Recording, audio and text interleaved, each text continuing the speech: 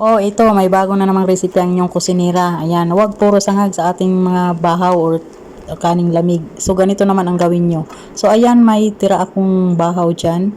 So, literal na bahaw talaga yan, mga kakusina. So, una natin gawin, maglagay tayo ng butter sa ating mainit na kawali. Then, isangag natin yung itong pansit. So, hintayin lang natin na mga golden brown.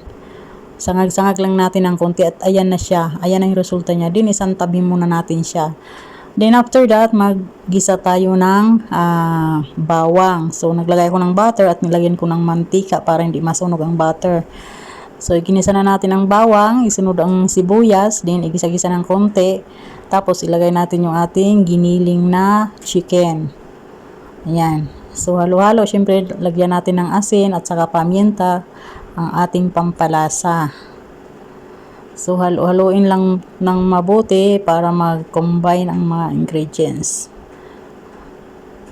So, napakadali lang nitong gawin, mga kakusina.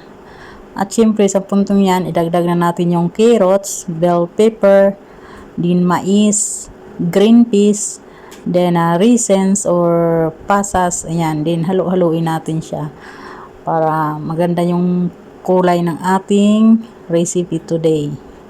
So, at syempre, nilagyan ko siya ng soy sauce at ang ating chicken cubes.